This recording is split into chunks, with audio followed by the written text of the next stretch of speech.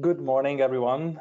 Welcome. Thank you very much for joining us today at the MS Barometer 2020 Highlights webinar on the International Day of Persons with Disabilities. My name is Mate Tagai, and I am the Communications and Membership Coordinator at the European Multiple Sclerosis Platform, or shortly EMSP. And I am going to present you today the housekeeping rules. So please note that this session is being recorded. You are all automatically muted, so we can't hear you, but you can hear us. You can only intervene if you are muted by the organizer, so you might have some opportunities for that.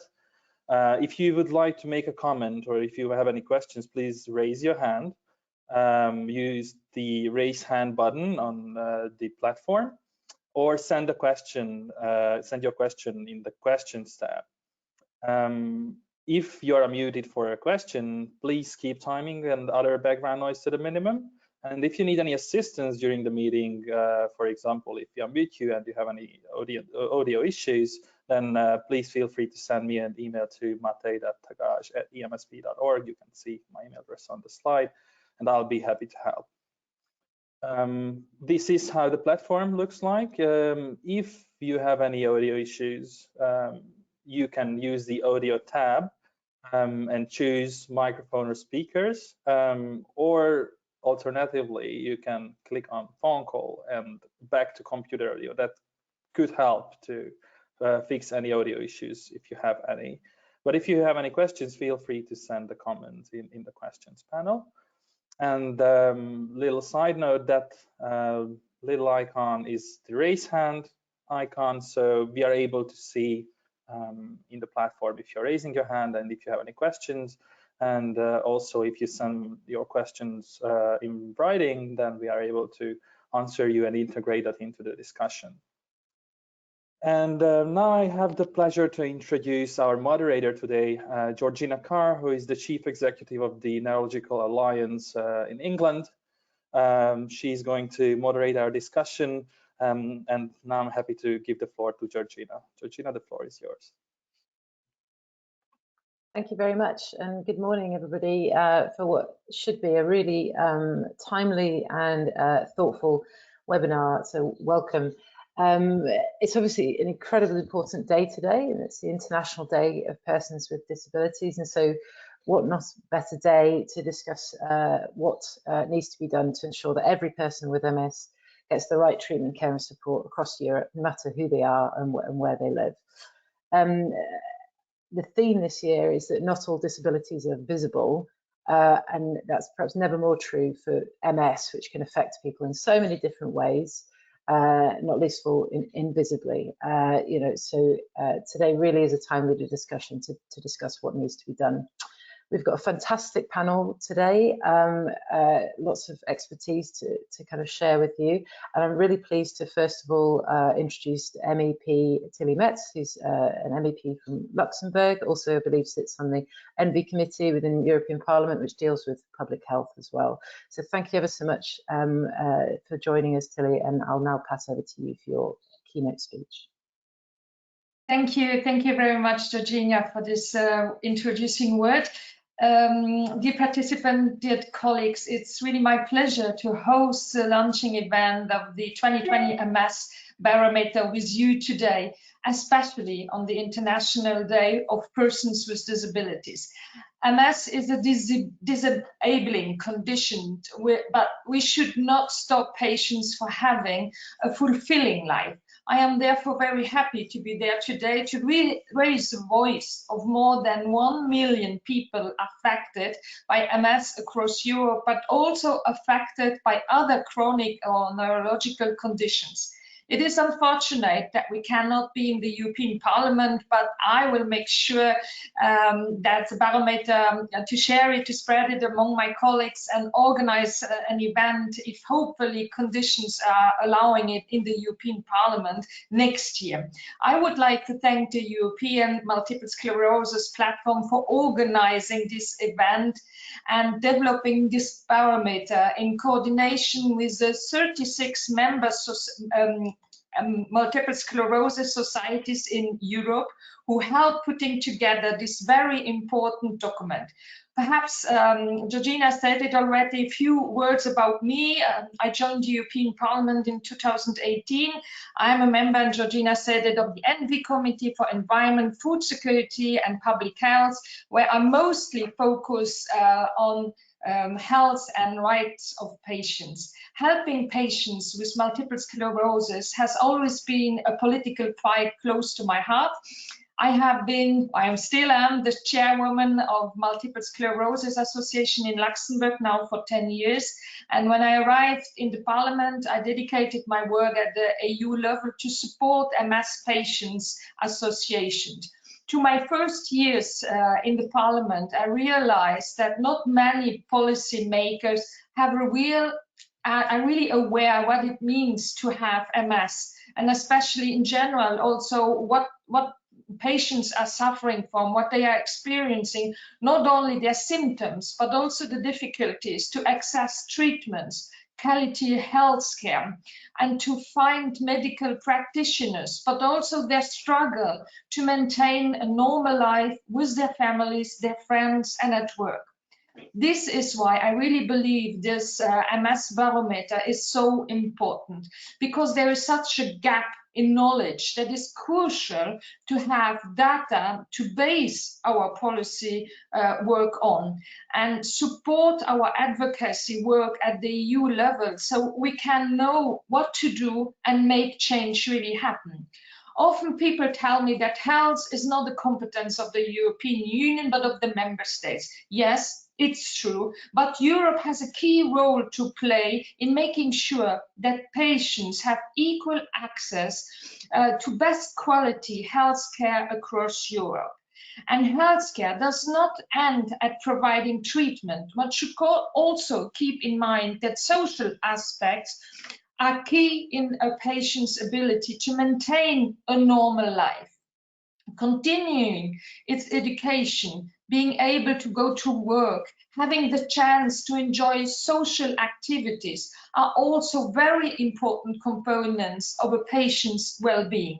MS is a condition which varies a lot from one person to another. We often say that it is a disease with 1,000 faces, and it is true. And all these aspects have to be taken care of. However, health and social care systems across Europe are not fit for purpose, and this has been emphasized by the global pandemic. There is a risk in the current context that the EU takes a monetary approach which won't be sustainable in the long term. With that in mind, I would like to comment on the first conclusion of this barometer. 3 areas of where the EU could improve its action struck me. First, access to treatment and proper care, access to work, and thirdly, recognition also of carers. First, access to treatments and proper care. I find it really outraging that in the year 2020, patients across Europe still not all have access to proper medication or are not able to meet with the right specialist to help them with diagnostic and treatment. Inequalities to this regard in Europe should be one key area of focus for the Commission and my colleagues and I.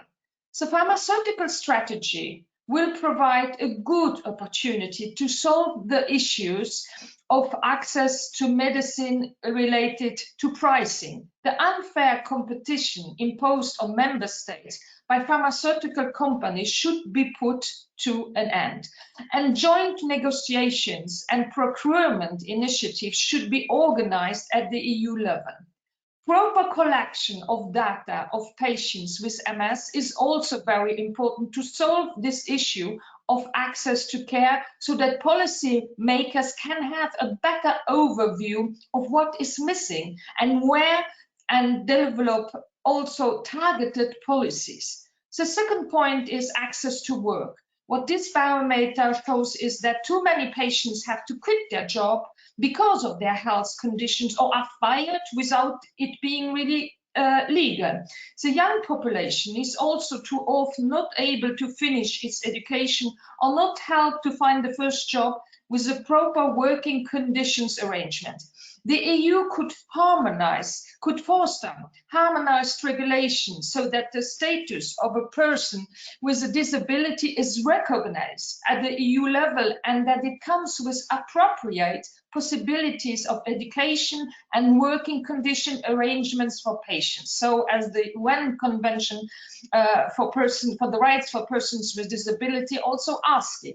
Work is such an important part of social life that this aspect should not be left uncared for by policymakers when considering what to do to develop patient-centered policies. And I call on the European Commission to take into account when developing its European Health Union that health has a social aspect that directly impacts to the well-being of patients. Actions to improve the social life of patients should therefore be one of the complementary action paths the EU should take in building its health union. Certainly, the recognition of carers. This is a well-known issue that carers, especially women, have to stop their careers to take care of their loved ones, being children or parents, without any sort of really recognition. I believe the European Union should develop common status for carers to protect their rights and develop a salary guarantee, but also a right to education if one wants to come back to work after a long time of the out of the labor market. A right to training or working arrangements to be able to keep their job also. Carers are also an invisible population in Europe, and it's high time to help them. With all that in mind, I would like to recall the importance of involving patients at EU level as well as at national level in the governance of the different relevant health programs. This is how we will best know how to improve, of course, the actions, and we will be able to adapt more swiftly. One last point before I leave the floor to Mrs. Christina Vlado. The pandemic showed us how unprepared our healthcare system were to face a pandemic. This has especially been hard for patients with existing conditions. Even if it is not part of the barometer, it is an opportunity to underline how important it will be in our work at the different levels to advocate for crisis management plans that take into account access to care for patients with chronic diseases and existing conditions. This pandemic will probably, unfortunately, not be the last one. And we should not forget the lessons we learned to avoid reproducing this difficult situation for patients in the future. Thank you very much. And I'm really looking forward to discuss with you. Thanks a lot. Thank you very much, Tilly. Really fantastic to know that we've got such an advocate within the European Parliament, and thank you so much for the very practical ways in which we can try and lever some change at EU level. So I'm pleased now to introduce Christina Vlado, who's Vice President of APAN in Romania and also lives with MS, and she's going to be talking about some of her experiences. Thank you. Thank you very much, Georgina, for introducing me. I was told one day that I am not a representative for the people with MS because I look good. It was the sign for me that after so many years with MS, this year 16, I have to better communicate about my disease, to be more visible, and to speak about loss of independence, about invisible symptoms that are so annoying sometimes, and about disability in general. I do not have the right at this moment to work till 2021 due to the ups and downs of my disease. But I am allowed to advocate and to do voluntary work even 24 hours a day all year long. And I do it because of the depression and that we have a purpose in life, as we were not created as humans just to stay or just to exist. I do not know, because of the fluctuation of the disease, how to evaluate myself and which is my ability to be a good employee or a good mom or a good friend. The whole life we learn how to be good employees, to use the time efficiently or how to better solve problems, but we are not learn how the health or the social system works, which are our rights, or how to be helpful to the society. We are not prepared to face changes in our life and how to find new objectives or goals. I do consider that the people with MS experience regarding the isolation or working from home was and is very useful this year, as we have learned from MS that we have to be resilient, to be flexible, and to adapt very quickly to every change. We need to consider that after the multiple sclerosis diagnostic, we gain power and so many chances to take the life from the beginning. We are people with multiple experience now, with multiple powers, and why not with multiple shine? Life is not supposed to be a continuous fight, but in order to have a good quality of life, we need a proper support, and this ties more than ever. The next slide, please. In Romania, MS is recognized as a disabling condition from the diagnosis, but with €12 financial help per month and no other support, at least psychological or counseling, it is not useful at all. It is very hard to navigate through the social system. A lot of people does not take it into account as an option.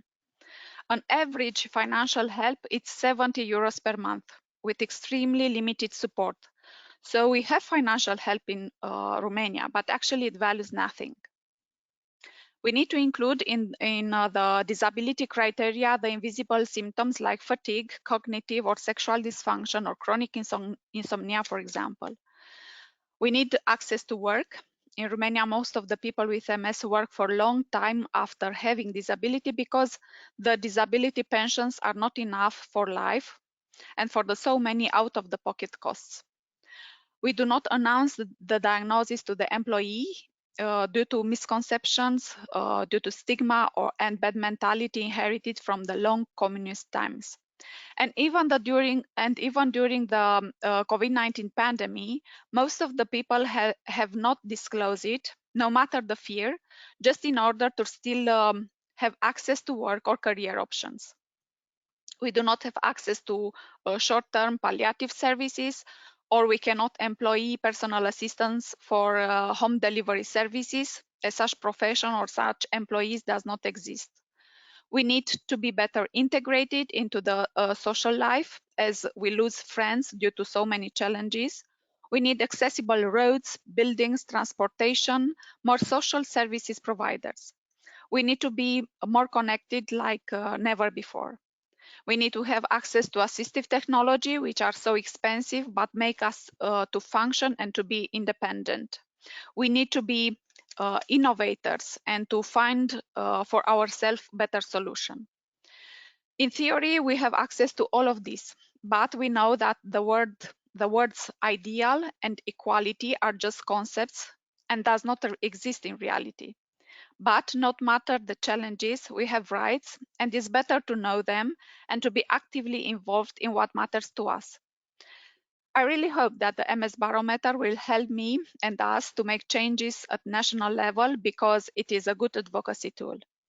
I thank you for the opportunity to be part of this event and for my voice to be heard. I hope it counts. Thank you for your attention.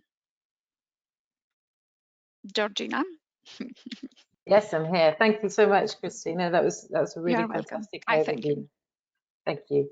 I'm now pleased to hand over to Jared Kitson, who hails from my hometown, Sheffield, in the UK, and he's going to talk about his experiences of being a carer for his daughter. Thank you. Thank you, Georgina. Good morning, everybody. Thanks for inviting me to speak this morning. I want to talk a little bit about my perspective as a carer since my daughter's diagnosis 3 years ago. Firstly, our experience in the 12 months after the diagnosis. Secondly, what improvements we've seen in the last 3 years. And thirdly, what I would like to see improve further still for carers. So Eleanor was 15 when she was diagnosed 3 years ago. And my overall perception of the system in the first 12 months was one of having to fight for everything that we thought both myself and my wife as carers and my daughter as a patient deserved. We are a really strong family unit and are lucky we can fight for what is right. However, many families cannot and need support that we found was not there. What we experienced can be broken down into 4 key areas. Firstly, education. The schools had no experience of what MS was or how it would potentially impact Eleanor's academic ability. We've had to work really closely with the school in providing the teachers information that could improve Eleanor's chances of succeeding in her exams. Secondly, mental health. We as parents really struggled initially in the first few months. My wife in particular wanted someone to talk to. However, it was determined that she was not high priority enough to have counselling and there would be a 12-month wait. Our experiences also show that this service is still not readily available to children with MS. And to be fair, there is a shortage as a whole in this area within the UK. Financial well-being. The specialised paediatric hospital that we were sent to was Birmingham, 2 hours away. Now they are and have been fantastic. However, the cost of travelling to appointments, sometimes stopping overnight in hotels as appointments were early morning, was high. For us personally, that was fine and we saw it as an adventure. But from experience of speaking to many other carers, this was a real major issue that creates further anxiety, as cost is a big concern to many. And finally, the link between paediatric and adult services. They are 2 completely different platforms, and it's been down to us as carers to be the link between the transition from child and adult services. Some results from one side do not get to the other, and vice versa. And it sometimes feels if it wasn't for carers chasing, they wouldn't each get to know. I believe there is now a person within the NHS who looks at transition from children's services to adults. After listening to his role, he's starting to put in place practices which as a family we found needed addressing and we have seen improve. So what improvements have we seen over the last 3 years? Counselling and mental health. My wife and other carers have had improved support over the last 18 months as people's mental well-being has become more paramount in society from both an educational, healthcare and an employment point of view. It is getting discussed in all these arenas a lot more than it was back in 2018. Remote workshops for patients and their carers to talk to. Over the last 12 months, we've been working with Birmingham Children's Hospital, supporting workshops and more recently Zoom sessions for carers and patients with MS nurses to help newly diagnosed patients share their concerns. If we'd had those 3 years ago, we would have been a lot more confident as parents with regards to the illness and how it may impact the patient. They have a specialised MS nurse in Birmingham, and after speaking with new carers and our own experiences, her role is vital. Team and Zoom appointments. Since the start of the global pandemic, we've seen an increased amount of appointments done via Teams and Zooms. Although it is sometimes difficult to get your feelings across this way, and I would recommend that we never lose that face-to-face environment fully, it has certainly helped carers and patients from a cost perspective and had less of an impact on their employment situation. And finally, as you can see on the slide now, what would I like to see improve for the carers? Earlier intervention around education. I'd like to see educators more informed of MS and other chronic conditions that may have invisible symptoms. Employer support. Not everyone is lucky with an understanding employer, so there should be a legal framework to protect carers who are undertaking caring responsibilities. Healthcare to support patients and carers. Coordinated and timely information and mental health support. And finally, financial support for carers. There should be a financial protection for carers. In summary, as I mentioned earlier, we as parents are strong. I have a strong-minded daughter who isn't afraid to fight for what is right in society, both at school, in a work environment and with her friendships. Being a strong-minded individual, I have no doubt Eleanor will succeed in life in whatever she chooses to do as she moves into adulthood. However, some families are not that lucky and they need support to get the equitable access they deserve. We all have our own stories, we all have our own fights, but we should all have access to the same rights across the board. And at times, I do not believe this is the case. Thank you for your time, and thanks for having me this morning. Thank you so much, Jared, for providing your experiences. It's really, really valuable. I'm now going to move over to Elizabeth Kazlian from the European MS platform. She's Managing Director, where she's going to be talking about the results of the barometer and what needs to be done. Just to say, after that, we'll have an opportunity for questions from you. So please do start to think about those and submit them in the chat. Thank you.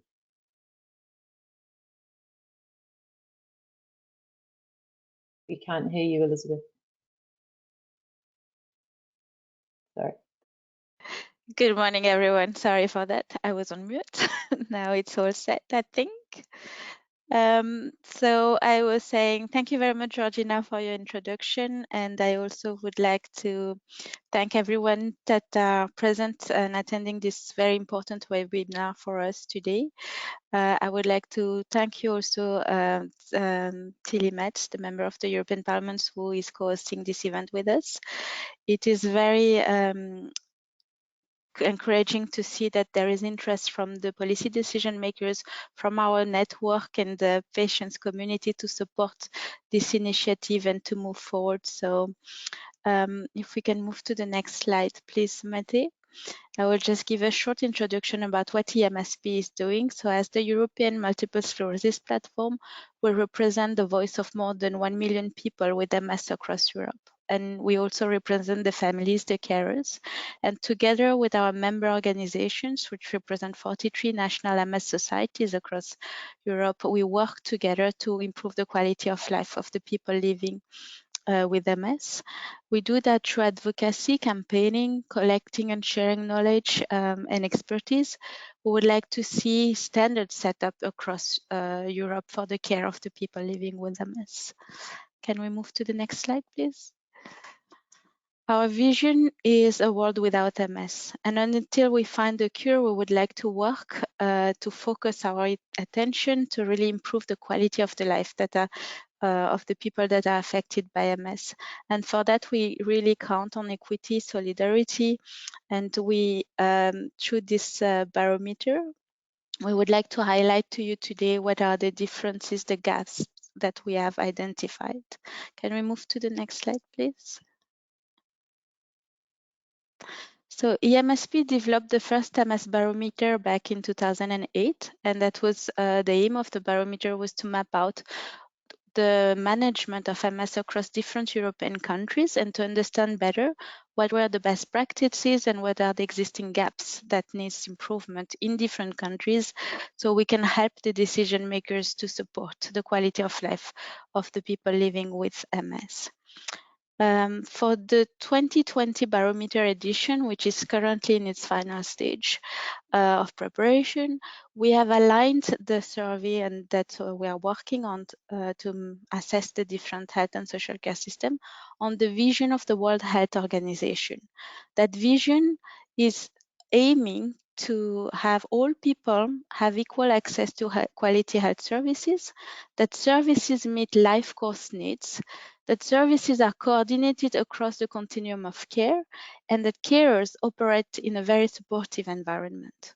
This is a vision that we as EMSP are aligning ourselves on, and we hope that by doing this, we could help improve the personalized care, social and financial protection, and ultimately improve the quality of life for people affected by MS. Could you please move to the next slide, please? So we have developed specific indicators to assess the health and social care systems across Europe. And I would really like to take this opportunity to thank the 35 member organizations, MS societies that have participated in this MS barometer for their continuous support. Without them, we can't really collect the data, and they have been doing a very hard work. We also would like to thank the companies that have offered the financial support for this initiative and to make this happen. Can we move to the next slide, please?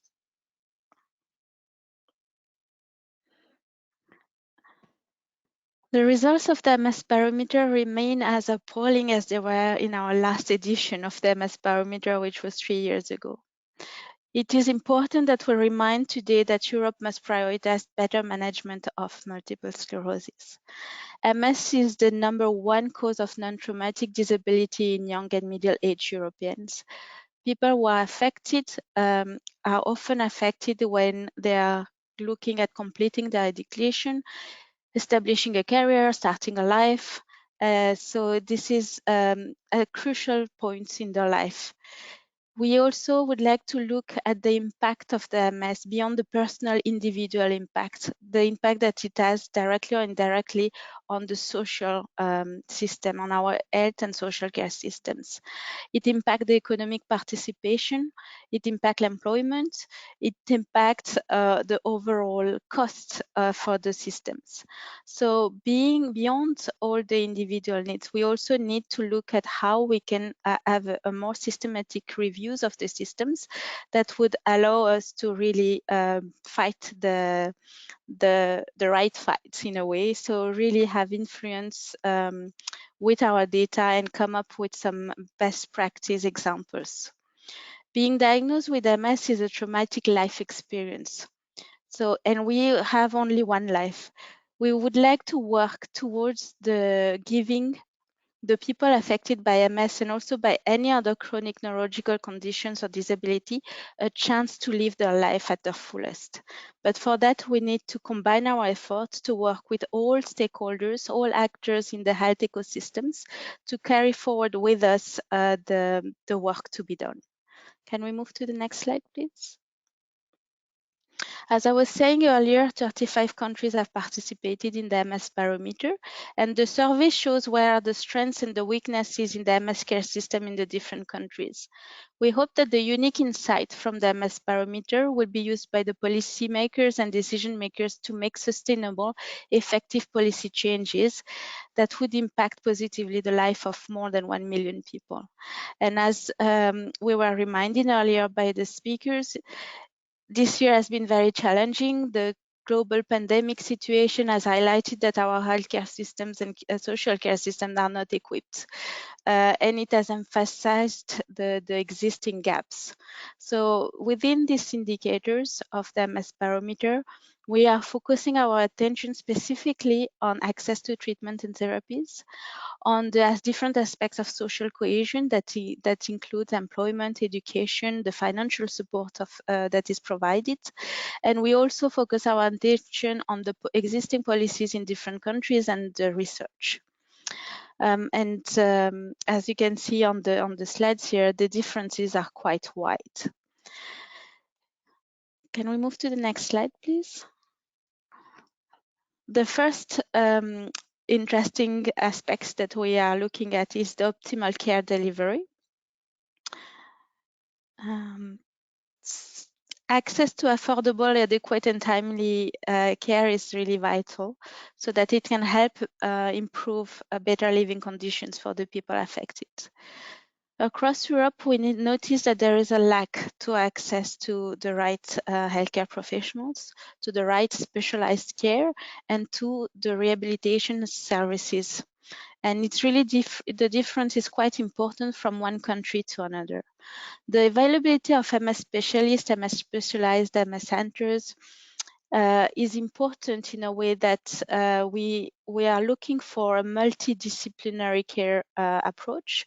And we also would like to see that the persons affected by chronic disease, persons who have disabilities, are taken care of in an holistic approach. And this can be only possible if there are the right support for that. The full report of the barometer will provide the detailed rates of availability of the different specialists and access to care in different countries. But for now, we would like to focus our attention in what is the ask that we have for the actors in the healthcare and ecosystems that we are living in. We need to help reducing the inequalities in access to specialized multidisciplinary healthcare by supporting professional societies and other bodies to develop accredited MS specialist courses that would help the healthcare professionals to develop their expertise and provide an appropriate care. And we would like also to encourage the member states to work with us on this. So it would be really encouraged to see that the European Union will support our action here. An increased number of specialist training for MS among the healthcare professionals, an integrated rehabilitation specialist service into multidisciplinary teams should be set as standards. And for that, we need to see an increase in the reimbursement of those specific specialism that is not at the moment consistent in all countries, and in some countries quasi non-existent. Shall we move to the next slide, please? As I was saying earlier, we are aiming for an holistic approach for patient-centered care. For that, we also need to focus our attention on the access to treatment and therapies. We have seen some positive changes during the last year on the access to treatment and therapies. Improvements can be made in terms of availability and reimbursement, especially on symptomatic treatments and rehabilitation services, which is seen at the moment as secondary. But when you are affected by a condition like MS, where the symptomatic treatment and rehabilitation is key, we would like to see that the reimbursement of those services are taken into consideration. Europe could support all the member states to improve those access to appropriate MS therapies and programs, to expand this maybe cross-border access to treatments, and also to improve the use of regional funds or EU financial mechanism to support this. The integration of digital tools and e-health is also very important in terms of daily clinic practice, and we need to push forward this to support better the healthcare system to adapt themselves. As it was reminded by our speakers earlier today, in terms of digital health and digital tools, it is a key to improve the living conditions for the people with MS. Can we move to the next slide, please?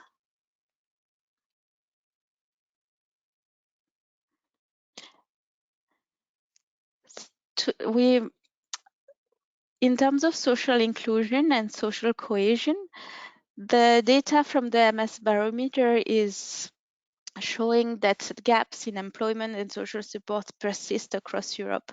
This is not new, and we have seen that in all the editions of the MS Barometer previously. There is a need to reinforce that, to see that the employment legislation are better protecting the people with MS. There is a need from the European Union to really commit towards better implementations of existing legislation and how they can support the member state to do so. MS symptoms may be invisible. There are symptoms like pain and fatigue or standard physical disability that are not recognized or acknowledged by the systems at the moment. So it is important that we work on this, that we develop indicators that will support the assessment of the quality of social support that are provided in the different countries, and that the governments work with the civil society to intervene in an early stage of the person's disease course. For that, we need to really make sure that they have resources, knowledge, and expertise that are combined. And we would like to see at European level an effort that is put there. But this also required the commitment from the member state to be able to act on this.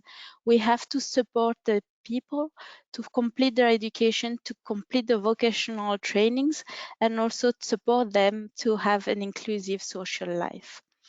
It is important that the caregivers receive the support that they need to balance their personal, professional, and caring commitments.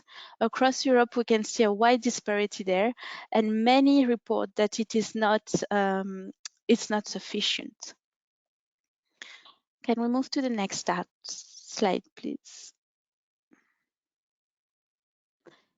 In terms of having an holistic care approach, it is important that the patients are treated giving consideration to the physical, psychological, social, and spiritual well-being. This is about delivering a person-centered and evidence-based care. Less than half of the countries that have been surveyed have MS disease registries or are collecting data that could meaningfully help to improve the care that is provided to the patients. That means that about 58% of the people with MS in Europe are unrecorded, and that we don't know more, we don't have enough information about their quality of life, that we don't have enough patient-reported outcomes to really work with them to improve that quality of life and to meet their needs. In this barometer, we have a specific role for the European Union, but also for the national policy decision maker to support the use of common dataset for MS, so that we can encourage trustworthy and transparent real-world data collection practices across Europe. It's important to collect robust data on the effects of MS, but also more recently on the effect of the COVID-19 pandemic, so that we can understand what is the epidemiological, physical, psychosocial, and personal effects of MS on the life of the people. It is important to invest in research to expand treatment options for people with progressive MS where there is a lack of research and treatment options. Can we move to the next slide, please?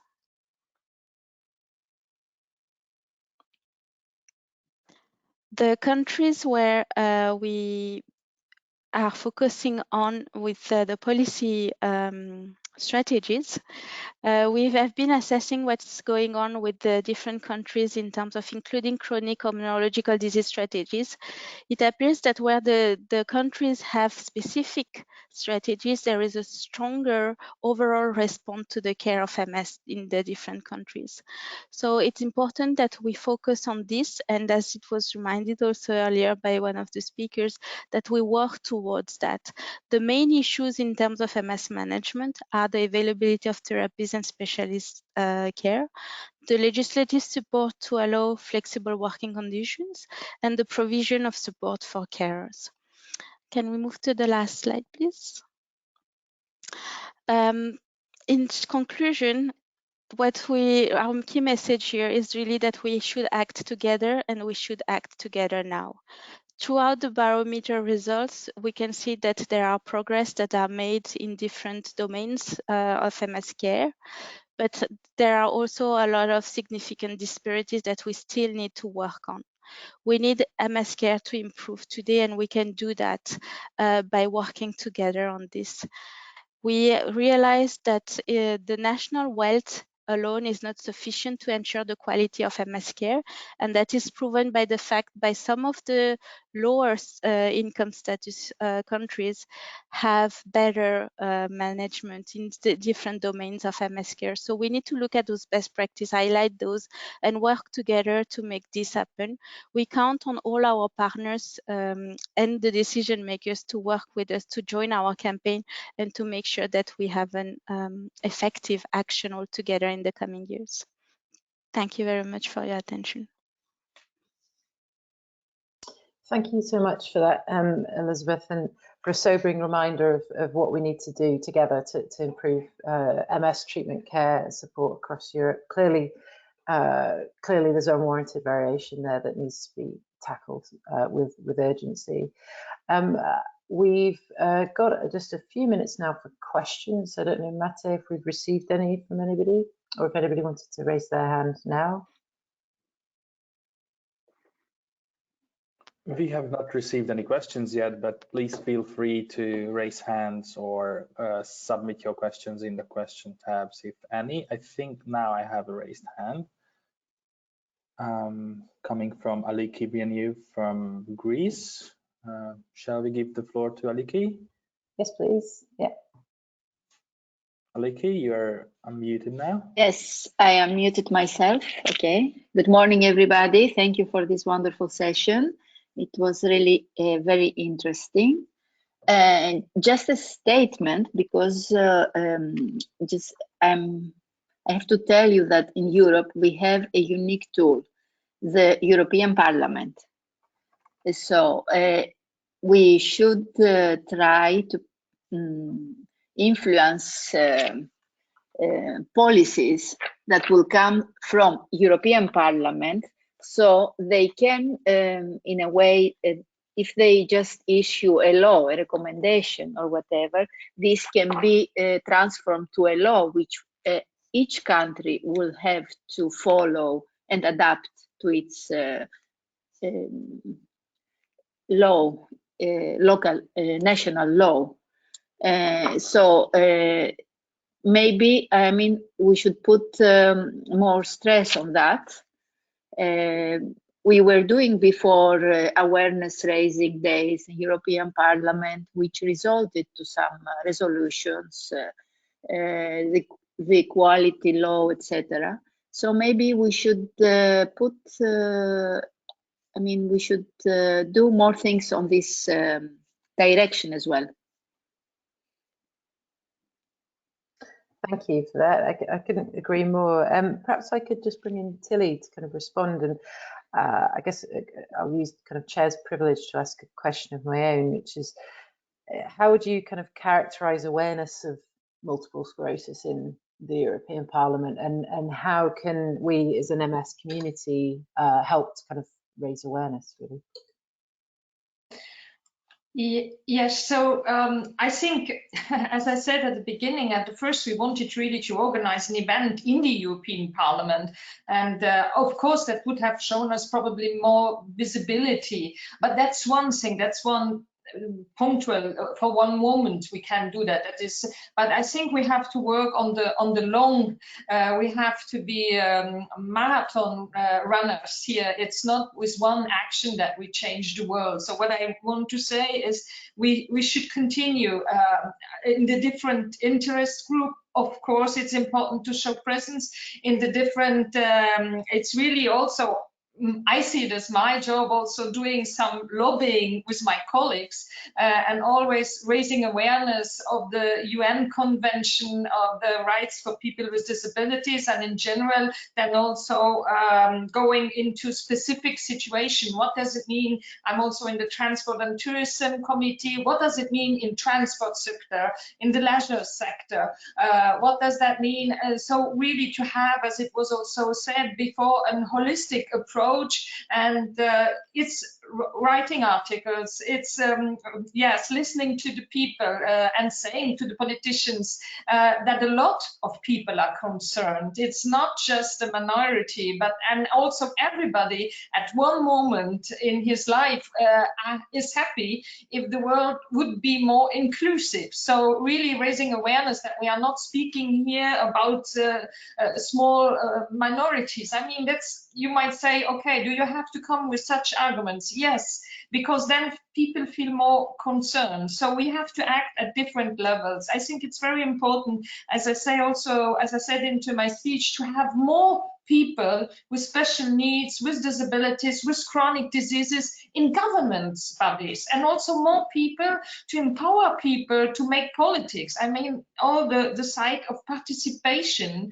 of patients association is very important. And I think it's our role also as politicians to empower people, to say that, and to, yeah, so we have an active disability intergroup in the parliament. That's also one entrance we can have. It's through interest group, but also we need the pressure of the citizens. I mean, politicians react to that. We need to public information like this very important MS barometer. We need to make them accessible for the big public outside, to articles in the media, to reports in the media, etc. Work, what I want to say, work inside the European Parliament and making lobbying, but also outside and pushing the politicians, listen to what are the real needs of the people. And we need a more inclusive society where everybody can find his or her place. Thank you very much. Thank you. Just to check, are there any further questions from our attendees? Otherwise, we'll move on to our next panel. If we have some time, we have another question from Jacobo from Spain. Great, yes. I can give the floor to Jacobo now. Jacobo, you're unmuted. Can you hear me? Yes. Okay, thank you. Well, good morning to everyone. I have a question to what the Member of Parliament of the European Parliament just had right now, and what she was saying earlier. Did you see the pandemic we're living at the moment, and we're about to left hopefully behind in the coming months?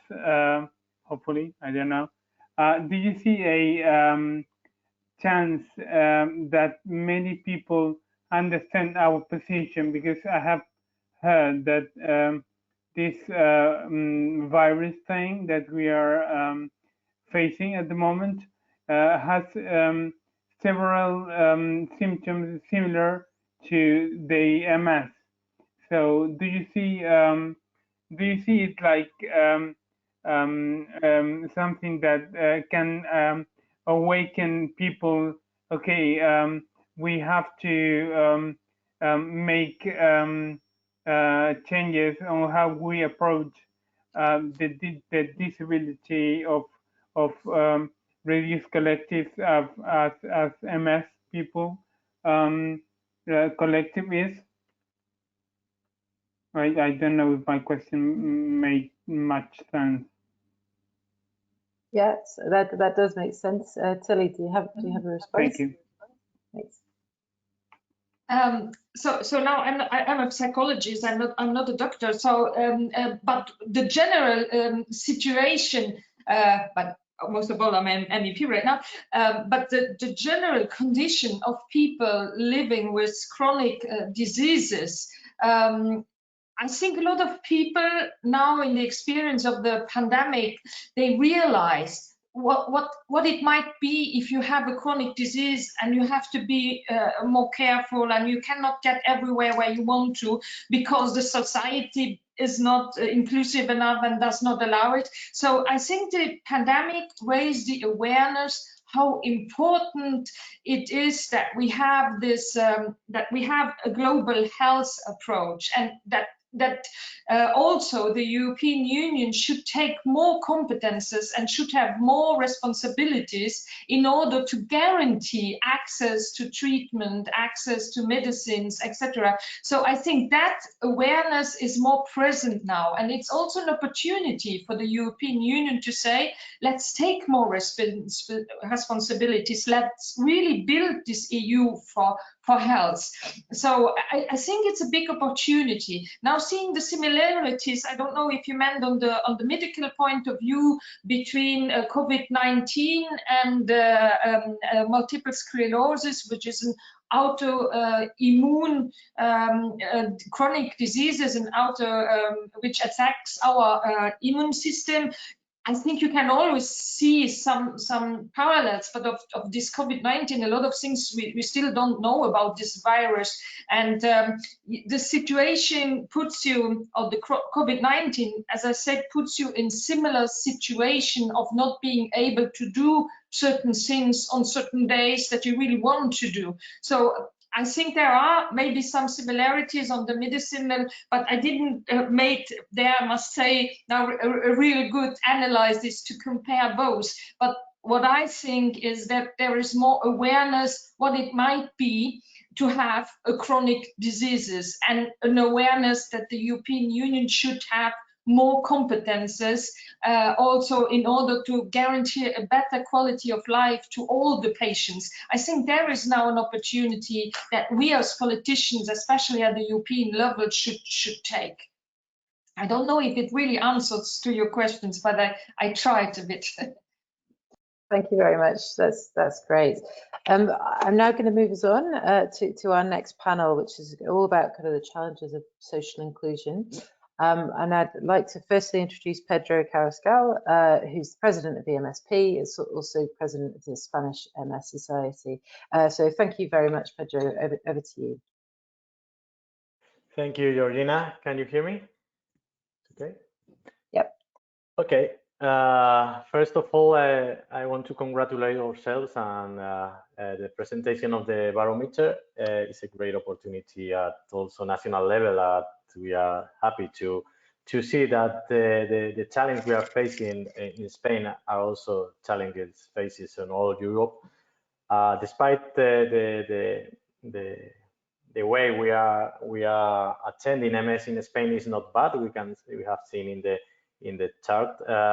We have things to improve. I will start with the final sentence of the Elizabeth presentation about that we should act together. Could you, yeah, thank you for next slide. This is a picture of 2 years ago campaign. We were present at the Spanish Parliament advocating for social protection after the diagnosis of MS. Since the last 15 years, you don't have the disability percentage score, disability score after the diagnosis is okay, because MS is not linked with disability anymore, and we are improving, and the natural history of the disease is being changing. So we are happy on that, but on the other hand, we are completely invisible after the diagnosis. So I want to say that acting together, and also we have seen in the Barometer, is key. We can't afford this kind of challenge of social inclusion only in Spain and only for MS. In this picture, you can see we are advocating not only with the MS Society, but also with the Spanish Neuro Alliance. And now we are working also with the Plataforma de Pacientes, the umbrella for the patient organization. Last year, this was 2 years ago. Last year, also with the European Brain Council at the European Parliament, we also put this on the agenda. This need of advocating for this social inclusion, and again is reflected on the Barometer this year.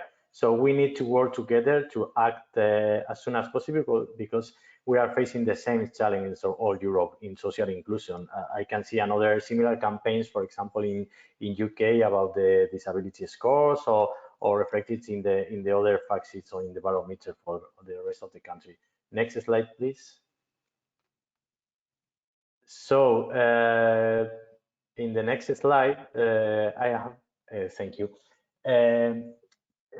The social protection problem in Spain is that having MS is enough, and we are invisible, not only because the symptoms, for example, fatigue and cognition, are not well covered in the disability scales, but also because we are not protected in any way. There is a lack of policies, a lack of legislation protecting ourselves in, for example, in employment, in education. So we are running a campaign in Spain, and we are inviting all the countries and the rest of the neurological patient organization or chronic conditions, not only in Spain, but also in Europe, to join this kind of actions, demanding, in our case in Spain, we are calling 33% now, 33 ahora are called, but similar campaigns asking for some kind of social protection after the diagnosis of MS, because otherwise, until you reach the disability scores that most of the time is too late for people with MS, we are not going to have any kind of financial protection, any kind of social protection. This lack of social protection is one of our biggest demands or challenges in Spain now, but also and also was shown in the Barometer. The integrated care or the access to rehabilitation needs to be improved also in Spain, because patient organizations are running the services and are financing by themselves most of the time these kind of services, and should be implemented in another way. So just to put on the table these two pieces of challenges for Spain, and finishing again like Elizabeth was finishing her presentation, telling everybody that we need to act now and act together to face these big issues. That's all. Thank you very much. Thank you so much, Pedro. And yes, there's certainly many similarities in terms of the UK experience and the availability of financial support. It's just too hard to get and doesn't really kind of understand the realities of living with MS. So lots to learn, I think, from one another. If I may, I'm now going to move us on to Catherine Norton, who's the Director of the European Disability Forum. Catherine. Thank you very much, Georgina. Can you hear me okay? Yes, we can. Thanks. Okay, so thank you very much to you for the invitation today. I've been really enjoying listening to everything that's been presented so far. It's great that you have your event together with allies from European Parliament and your members across Europe on December the 3rd.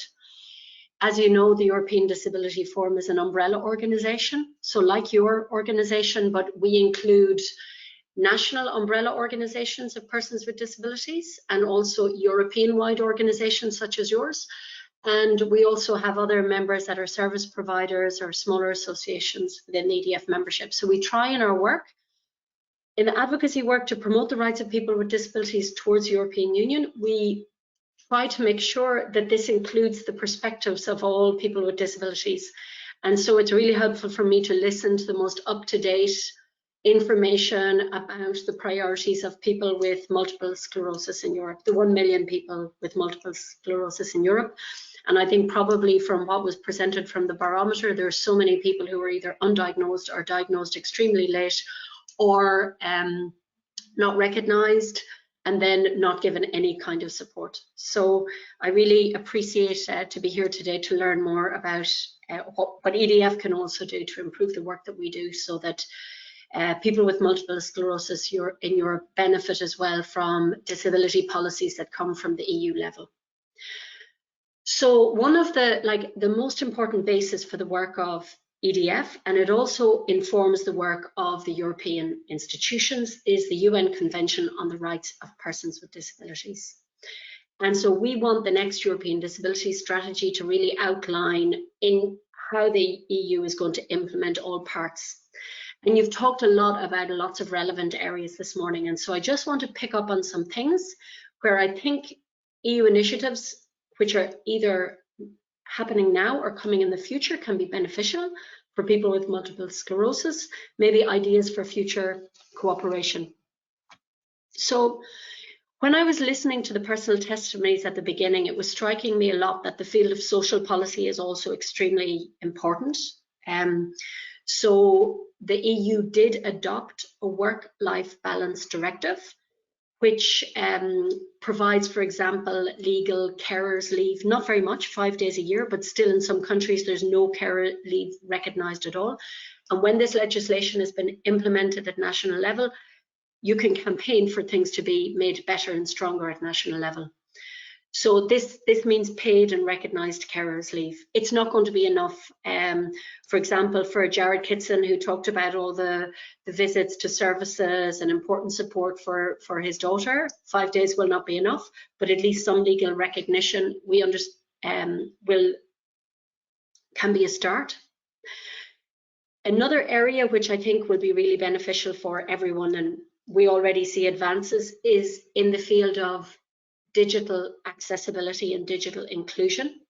So you know that every public agency, public body website from now on, because of EU legislation, should be accessible, and this will help people with disabilities in general, people with multiple sclerosis, to be able to use functions in online fora where they may have difficulties with managing using the traditional access methods.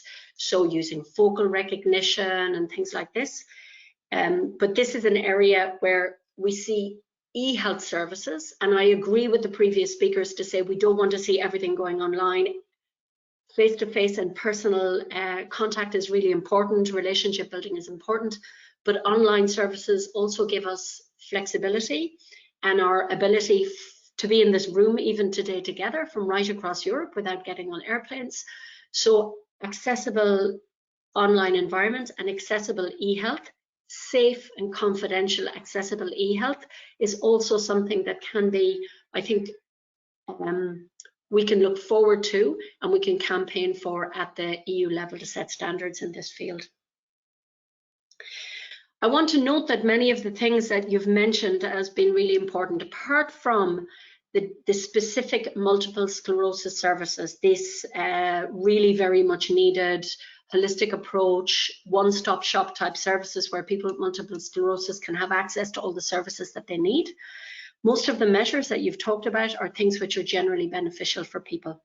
So, for example, flexible working hours. We've seen already in COVID-19 that employers can be more flexible than they thought they could be. Remote working is more possible than we thought it could be.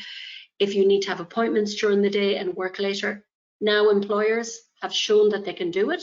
And we think that this remote working and online working will become part of the new normal, and hopefully we can make it work for family carers and people with disabilities who've got other obligations to meet in terms of appointments that otherwise in work were very difficult. Protection against discrimination for people with disabilities and their families. That's protection by association, which is outlined in the convention. This protection against discrimination, it's already in EU legislation. Most of the national legislation on protection against discrimination is based on the anti-discrimination legislation at the EU level. And it should also include reasonable accommodation.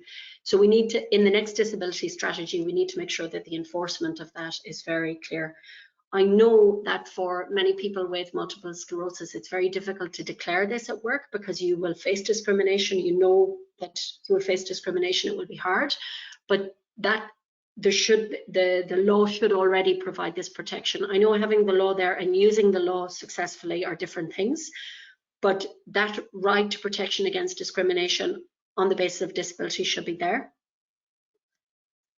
Accessibility, it's beneficial for everyone, whether it's about schools, workplaces, public spaces.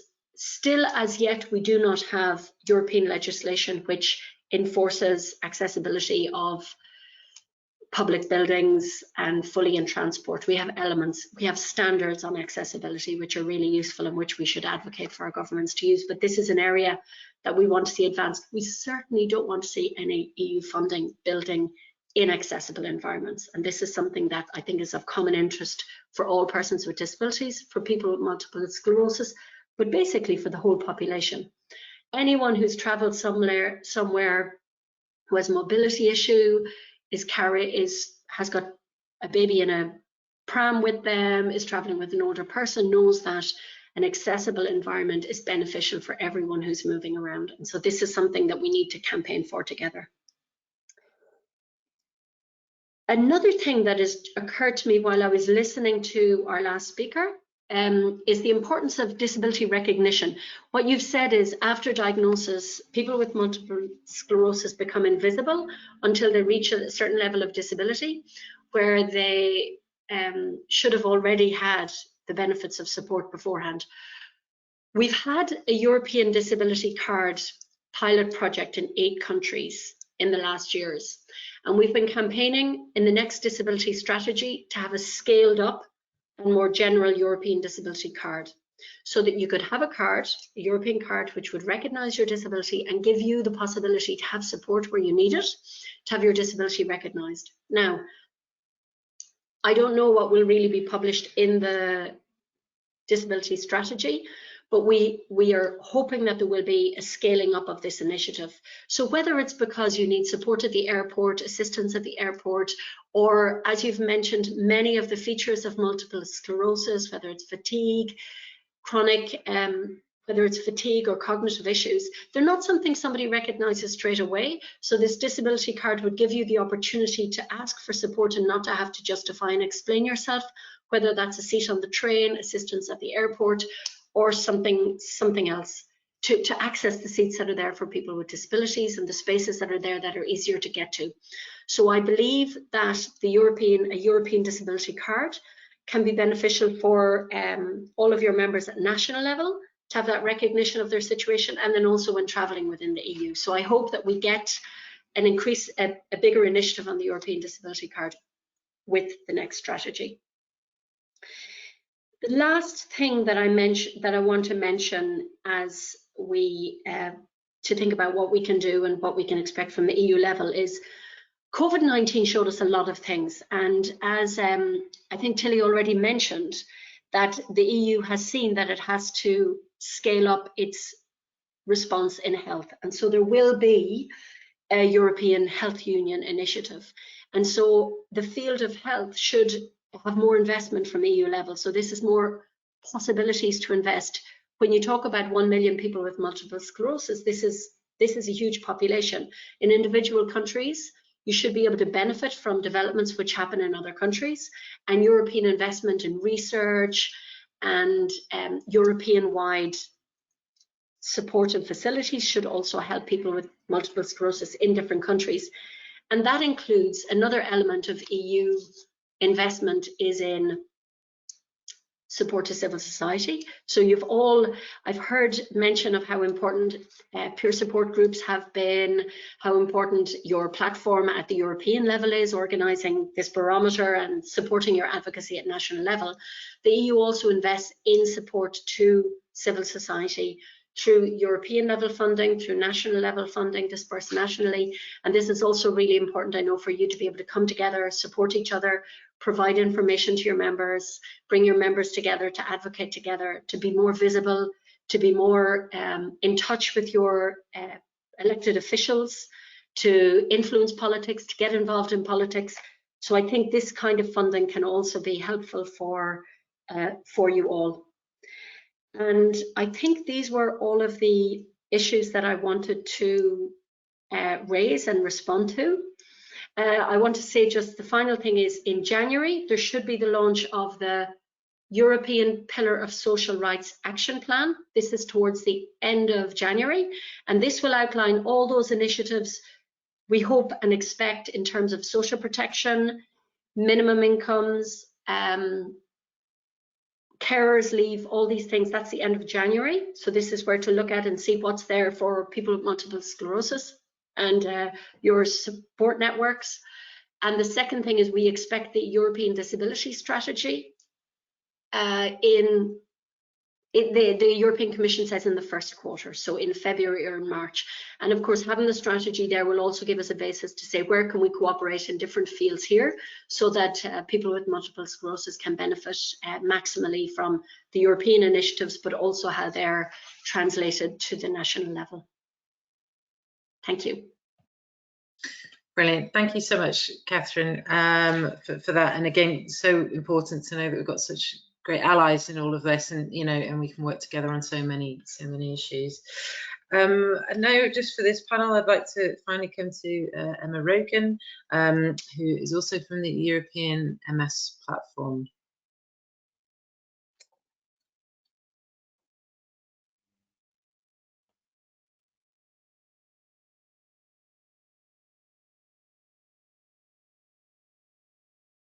Hi there, Emma. There you are. Hi. Hi, good morning, everyone.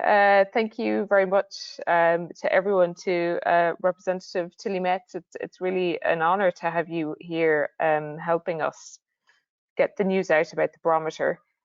Also to Catherine and Pedro for joining me on this panel. I suppose I'd like to start with even the title of this panel and the challenges of social inclusion. And I would like us all to consider how actually social inclusion is for the benefit of all of us.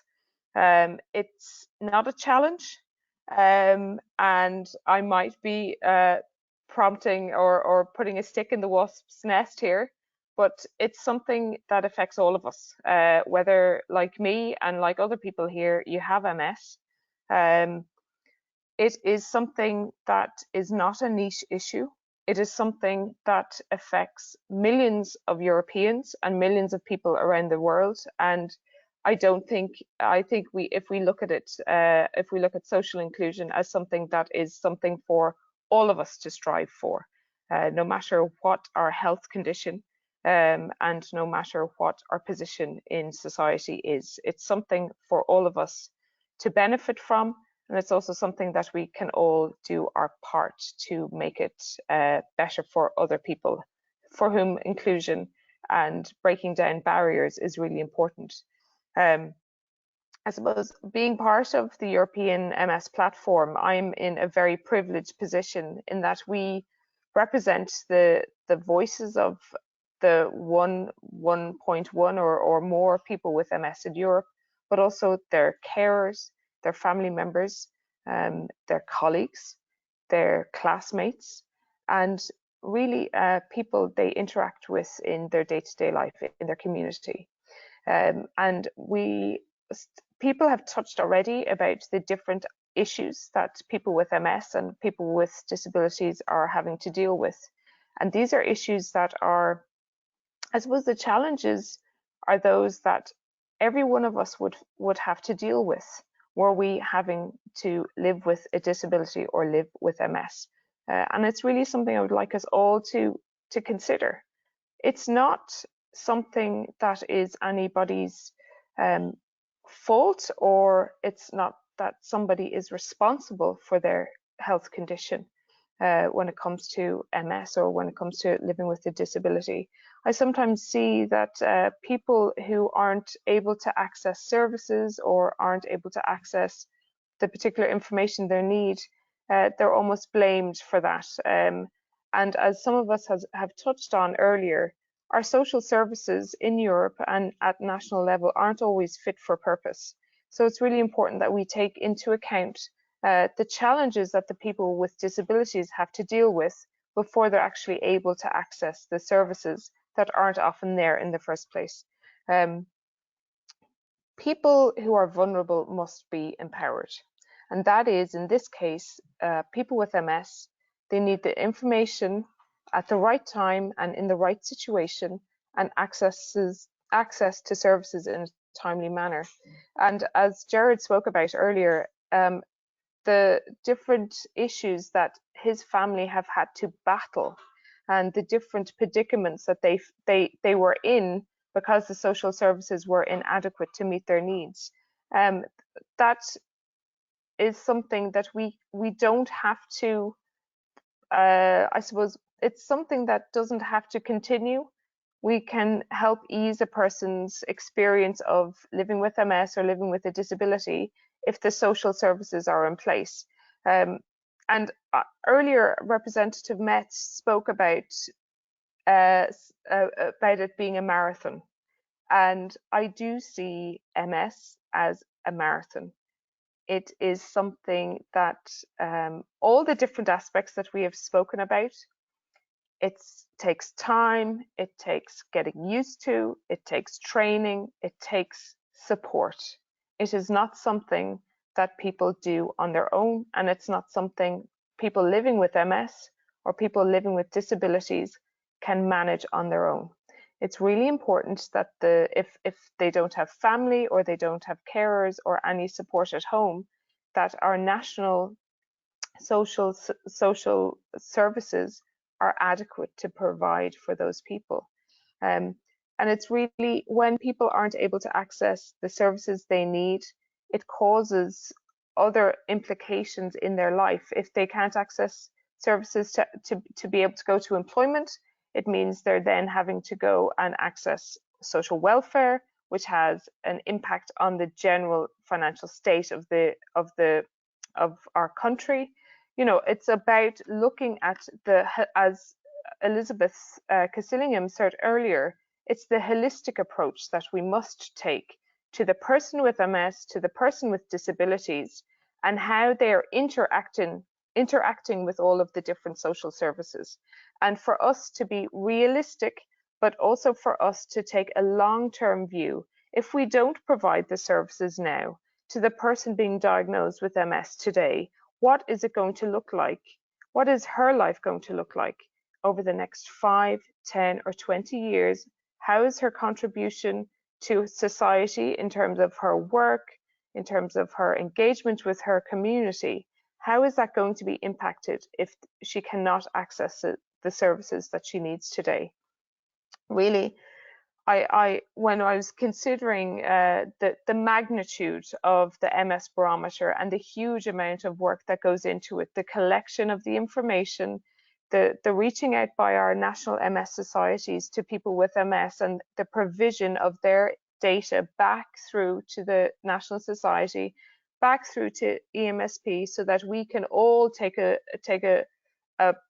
unique perspective on the situation in Europe for people with MS, I really wanted to consider the other issues and the other, I suppose, instruments that are here for us to use. And when I consider, the UN agenda for changing the world up to 2030, we have 10 years when we can really take the long view, put into place, using the data from the MS Barometer, put into place the instruments that will make a difference in the day-to-day lives of people with MS and people with disabilities, so that when you are living with a chronic illness or when you're living with a disability, it's not that's your struggle is not met with another struggle, that you are not asked to relive the trauma of diagnosis or to relive the difficulties of your condition when you interact with social services.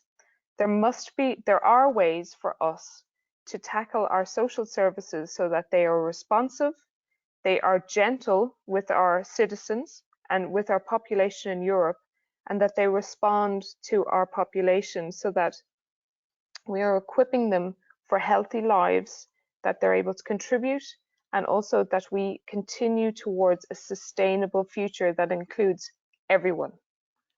Whether you're a person with MS, or you're a person with a disability, or if you're a so-called normal person, which actually doesn't exist. So that's all I have for now. It's really that I remember that MS and other chronic illnesses and disabilities, it's a marathon. And I think when we look at our social services at EU level, it's a marathon. We all need to prepare, we all need to get together and really consider how we're going to tackle this issue, so that when we come to 2030, we can look back at 2020, as well as it being the year of the pandemic, it was also the year that we got our house in order, that we understood what we needed to do, and we really took on our social services so that they meet the needs of our population. Thank you very much. Thank you so much, Emma. Really insightful. We're running behind time, so we'll just ask if there's any questions from our audience before we move on to the next panel.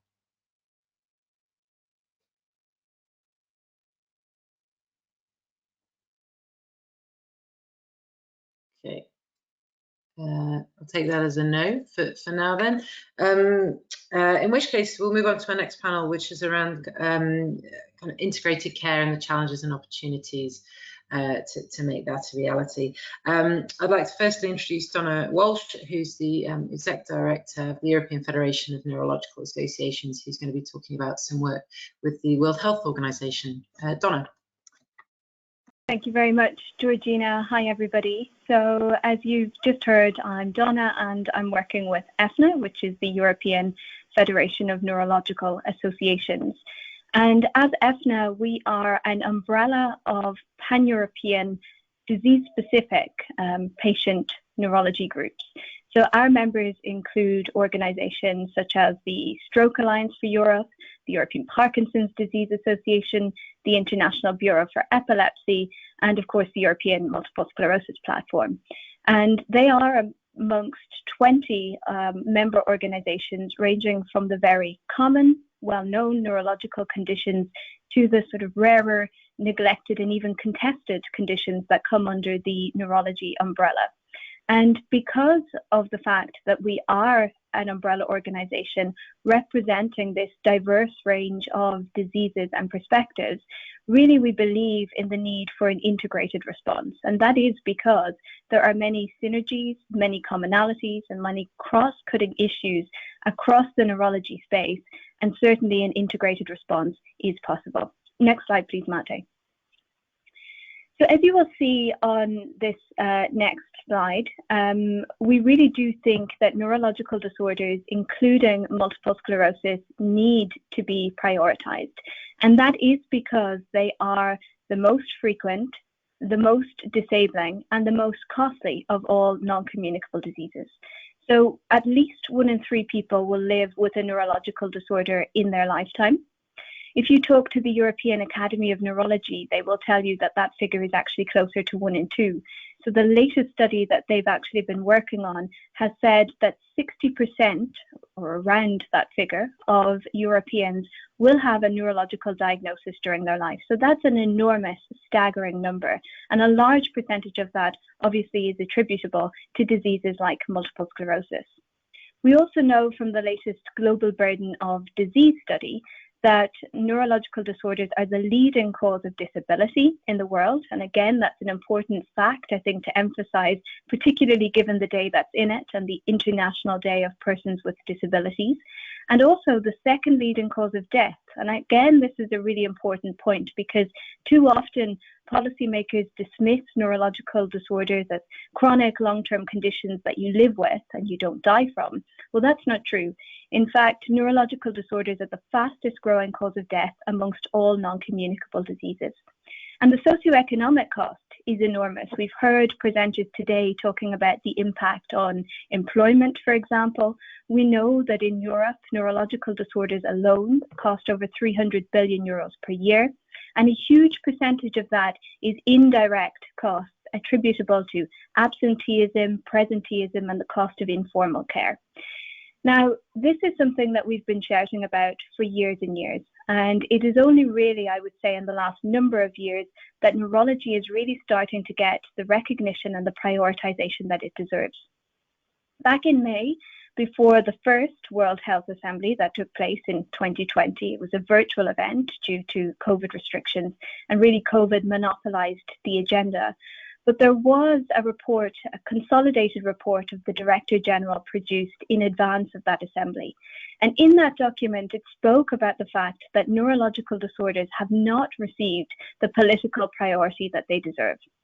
It also acknowledged the fact that unless we address the burden of neurological disorders, then we will never meet the Sustainable Development Goal targets that countries around the world are working towards before 2030. This was a major step forward, this recognition of neurological disorders. And there was a call for a resolution to be developed. Initially, that resolution was to look at epilepsy only as one of the neurological disorders that WHO has been working on, particularly in lower and middle income countries for many years. But because of really large-scale advocacy that we undertook with other stakeholders in the field, because of the support of many member states, particularly actually within the European Union, the scope of that resolution was expanded, not just to look at epilepsy, but actually to also include other neurological disorders. And this, I think, is a really important step in the right direction, and it will be important for this community of stakeholders in the multiple sclerosis space too, because this really gives us a hook at an international level that we can leverage for some of the conditions that up until now really haven't been covered by global efforts. And MS, is certainly one of those conditions, I think, that now has an opportunity to get itself on the agenda. So this resolution was approved at the second World Health Assembly, which took place just 2 weeks ago, middle of November. And it calls for the development of a 10-year intersectoral global action plan. And within that 10-year intersectoral global action plan, it actually is really emphasizing the need for an integrated, coordinated response to neurological disorders. And the next slide, please. So what does that actually mean? What is an integrated response in the area of neurology? Other direction, Mate? Yeah, this one. So this is a slide from the World Health Organization that I've stolen to include in the presentation today. And it maps out, I suppose, what they see as this integrated response in the area of neurology. And it would be interesting for me to hear your perspectives in terms of whether you feel that this is the direction we need to go in. But having heard Elizabeth's presentation earlier, actually, I think there's a lot of overlap here between the direction that's being proposed by WHO and the direction that's being proposed by EMSP. So there should be real opportunity to align and integrate here. The first is obviously really bringing the neurological disorders together. So instead of having a resolution on epilepsy and a strategy on dementia and an initiative in Parkinson's disease, we build a strategy and a framework which addresses the sort of synergies and the commonalities and the challenges we see across the board in the neurology area, but also, of course, leave space for disease-specific activities, initiatives, and work programs, because there are specifics within diseases that can't be addressed in this sort of cross-cutting manner. But there is definitely enough in common for us to take a more collaborative approach. The second piece, and this is something that came up earlier too, is around looking at the entire care continuum. So not just focusing on access to medicine, but looking at prevention, looking at early, accurate diagnosis, looking, of course, at treatment, but then going beyond that to, for example, rehabilitation. We also need to take a look across the life course. And again, in the past, people have often seen the neurological disorders as something that affect the elderly, associating it with aging, things like Alzheimer's and Parkinson's disease. And of course, that's really important. But you know better than I do that many neurological disorders affect people in the most productive years of life, including children. And we really need to take an approach that isn't targeting a specific age group or a specific demographic, but is including and leaving nobody behind. And the other aspect here is making sure that we don't just develop a neurology plan that sits within a specific department and this sort of siloed approach that we have often seen in the past. Only 24% of countries worldwide have a standalone neurology plan, and that's really not good enough if we want to tackle the burden of the diseases. And I was interested in the Barometer results earlier, where you've shown that when a plan is in place, when a disease area is specifically mentioned and addressed in some of these plans or strategies, then it actually does improve outcomes. And so we really need to ensure that neurology plans are developed, but they are then strategically linked to broader pieces of work, whether that's in the area of communicable or non-communicable diseases, that they feature in the big policy priority pieces like universal health coverage, for example, so that it isn't just a plan on neurology that's not linked to the other sectors that really come into play here.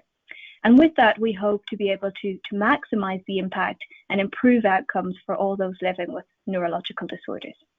And just my final slide goes into some of the topics and themes that WHO feel could be taken up in this global action plan. And again, I would be really interested to hear your thoughts, whether that's in the chat or as part of the discussion before the event finishes today, as to whether, you know, this is really capturing what's important for you as the MS community. Is there something missing? Do we need to have more emphasis on a particular part? Is something here really not that essential? Because next year, Q1 2021, there will be a consultation opened by WHO on the action plan and what it should contain. And at EFNA, we're already bringing together key stakeholders to start to think about what this integrated response to neurology actually looks like. And we'd really be interested to hear your perspective on this too.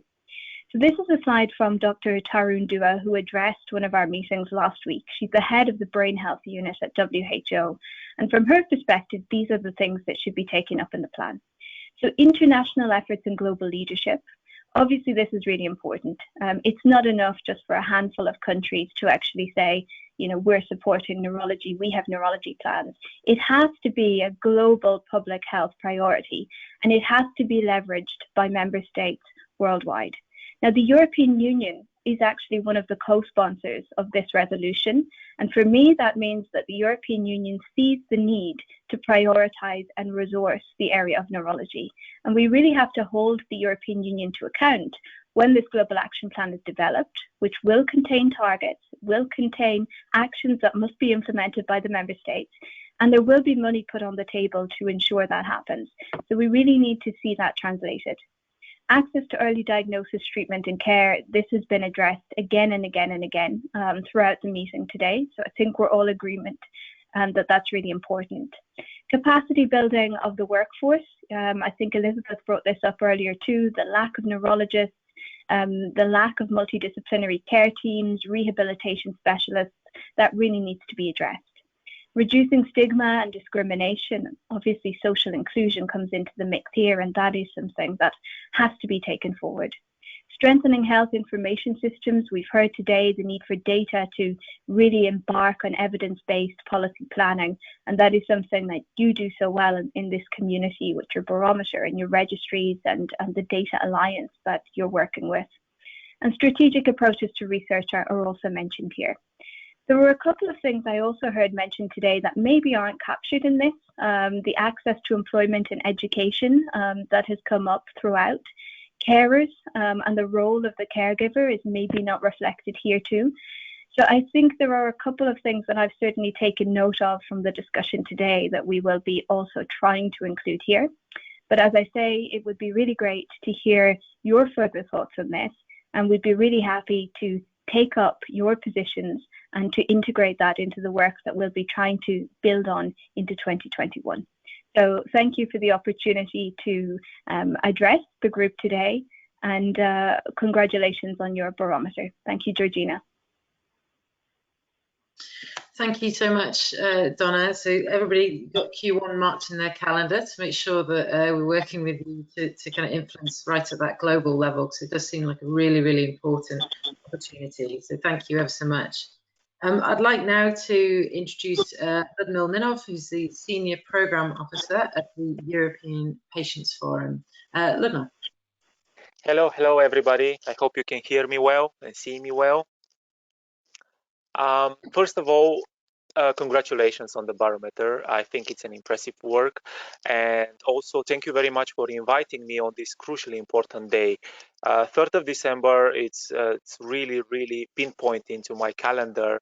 And last year as well, I was involved in an event of this important day. So thank you once again for inviting me.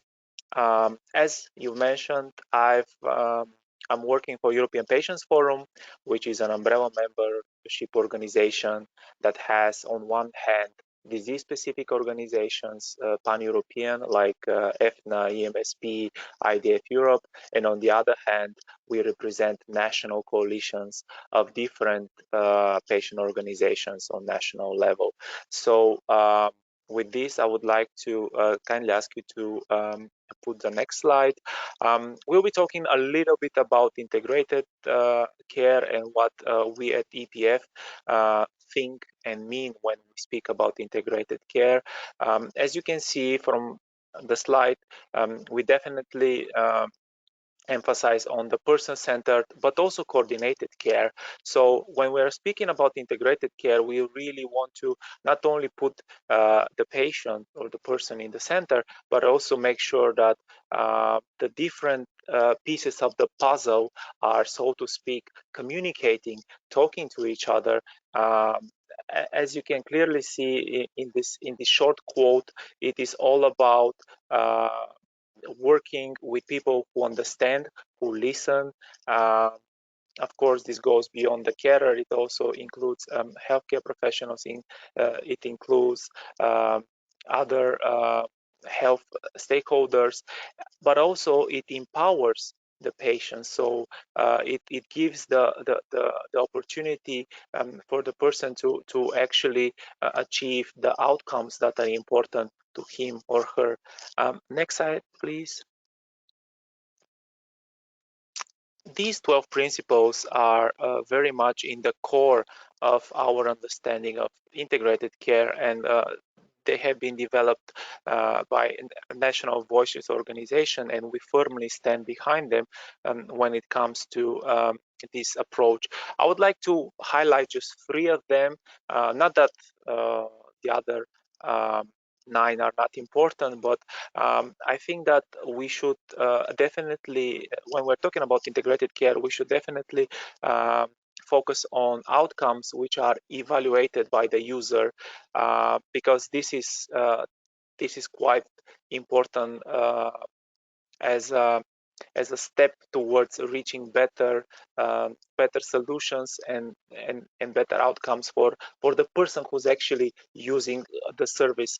On a second stage, it is really, really important to co-create, to co-design together with the user of the services, because let me give you an example. When we're talking about, let's say, an app for diabetes management, there are hundreds, even thousands of apps available. But how many of these apps were actually designed and developed with patients with diabetes? I believe very, very few. And as a last point, allowed to experiment, what we mean here is basically many cases we see that certain interventions should be tweaked, certain interventions should be changed, certain interventions should be rearranged. But also we should think a little bit outside the box, and we should listen to the patients when they would like their routines to be changed, or the solutions that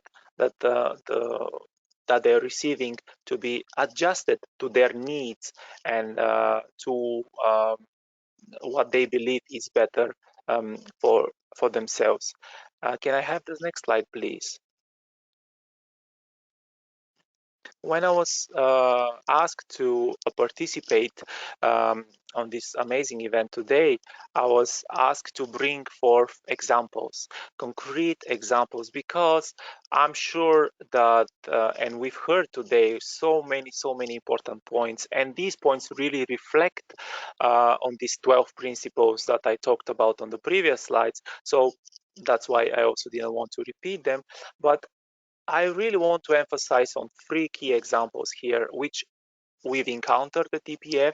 We know these examples quite well, and please feel free to approach me with questions right after my presentation or even later on, because we have seen that actually integrated care and the principles work, and I'm sure that there are more than 3 cases, but here I'll present you just 3 cases that are quite successful. So at first we start in Slovenia. There was an intervention based on chronic wound management, but this intervention, it can go beyond this specific chronic condition. There was a care model developed by a local working group. So they had both the top-down but also bottom-up approach. As a part of this local working group, there were patient representatives and patients as well. And as you can see, this model was based on this needs assessment that I spoke earlier, but also there was a link between the social care center and the health institutions. We spoke about holistic approach. We spoke about not working in silos. So this is what I'm talking about as well when I talk about this communication as well between the different stakeholders that are providing care for the patient. Second example was from Denmark. In Denmark, they built a clinic for psychiatric assistance, and they involved patients from the very beginning of setting up the different units inside the clinic, to receiving feedback, to having patients helping other patients when having different challenges with managing their mental health condition. So again, that's a quite inspirational example. Patients providing care for patients, and also including patients from the very beginning of setting up these institutions. And finally, there is an initiative from Spain which goes even beyond the hospitalization of patients. It reaches out to marginalized, segregated groups, and in this case, we're talking about homeless people who are also in a need of not only shelter but also mental and other healthcare services. So this initiative built basically a bridge between the social and healthcare networks. It included, again, evaluation of the patients and their needs. It also made guidelines how this can be implemented in other settings, and throughout the process the user's opinion were always taken on board. As I mentioned before, I have the coordinator, I have more information about these 3 initiatives, so please feel free to ask me or approach me, and I can share more. And if I can get the last slide, please. This is a slide quite important, and I would like once again to remind everyone that we need to move away from doing to the patients to doing better with the patients. So that's quite of a message which we've been communicating ever since we started working on the topic, and I think that this should become the norm for the future.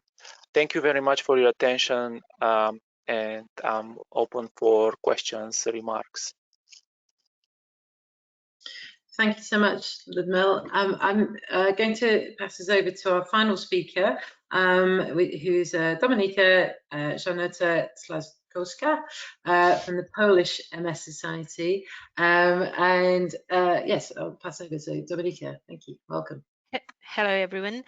I'm here today, frankly speaking, to replace someone who's supposed to tell you about well-functioning health and social system.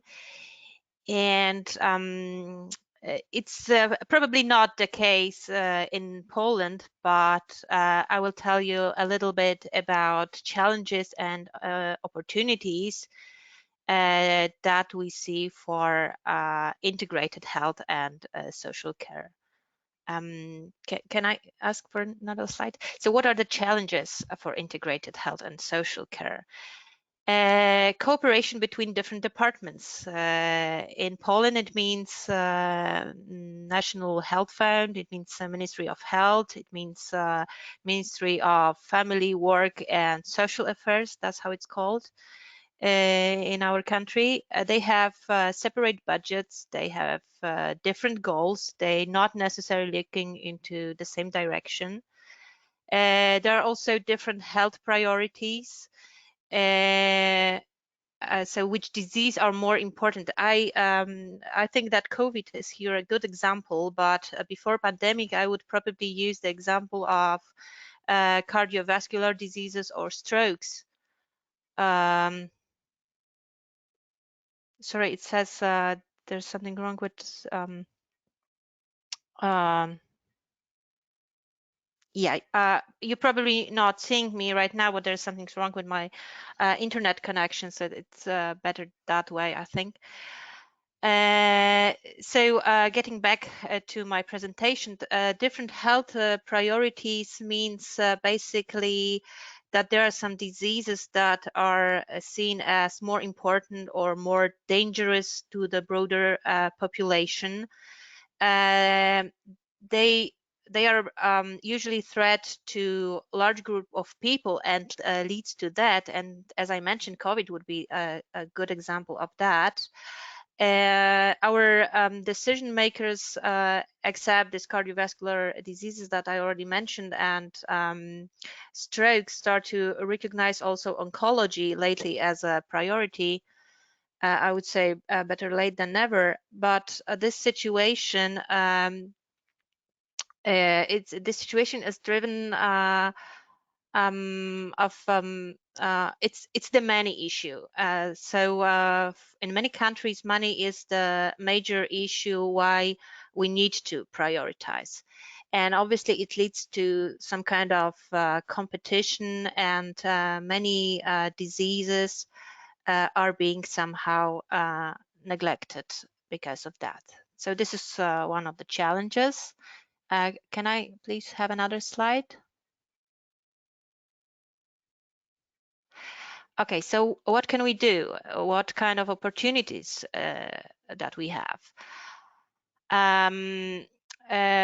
We can show link between budgets. So if we spend more on modern therapies, it might lead in the future to the situation that we spend less on social benefits. So it's kind of a win-win situation. We can set up working groups between different departments, and we can try to show the broader perspective to the decision makers. And another slide, please.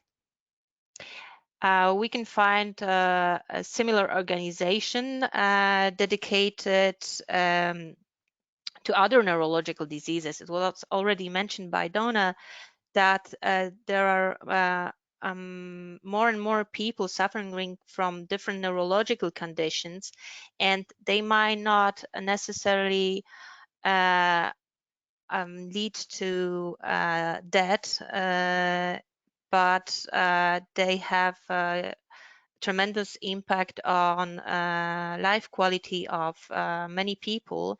And if we're talking about MS, those are mostly young people who are being diagnosed, and they obviously have their whole life ahead of them. So it's good if we try to cooperate with other societies, and I meant here Alzheimer and Parkinson diseases, but I think that there's a good idea also to cooperate with less frequent diseases, as their voice is often not being heard because those are small societies. And we can define common goals and act together to make our voice sound stronger. Another slide, please. Thank you. And what we can and should do is to support social inclusion on every disease stage. That means relevant legal regulations and also social campaign, as I think that if we only change law, it does not change people's mentality and approach. So there's lots of work to be done. Also in terms of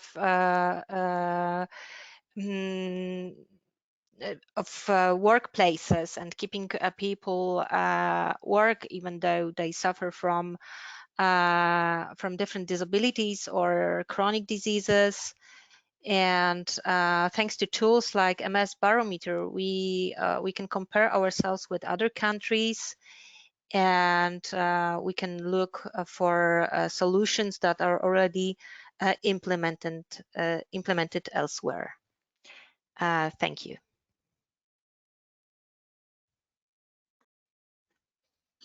Thank you so much, Dominika, and every one of our speakers for all of your contributions today. It's provided a lot of food for thought. And I'd now like to pass over to Tilly to just provide some final concluding remarks. So Tilly, thank you.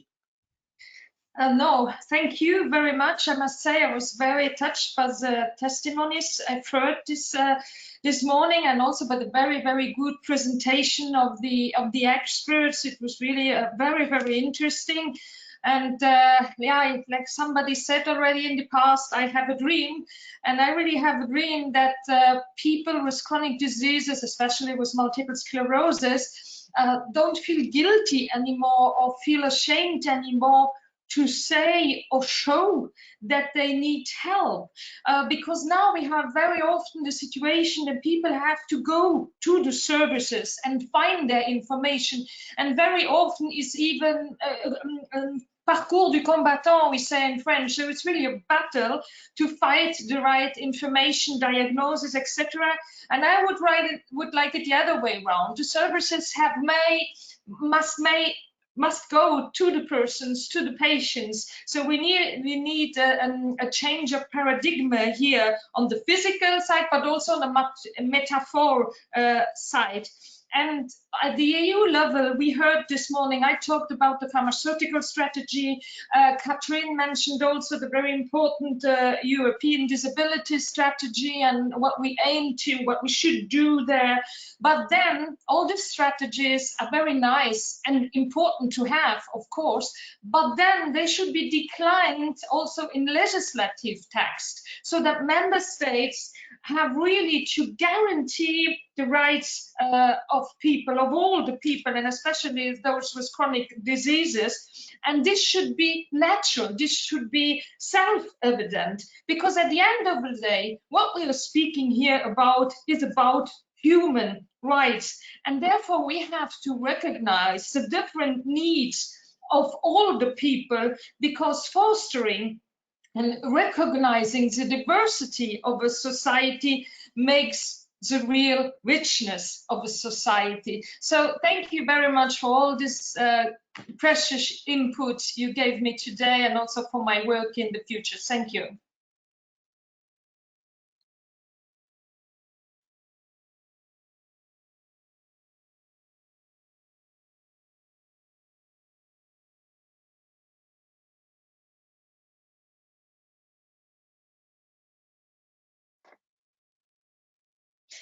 Thank you very much for this concluding remarks, Tilly.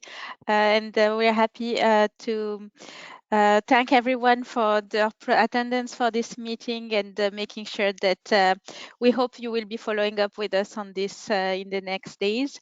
We also would like to thank our sponsors that helped us to brought together the Barometer initiatives over the past 2 years. And also thank you to the member organizations for their support. And have a nice day. Please note that the recordings of this webinar will be available soon for the participants. Bye.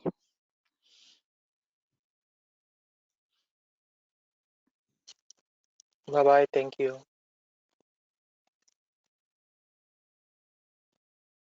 Thank you. Thank you. Goodbye. Bye-bye. We keep in contact, I hope, with all of you. Bye-bye. Thanks.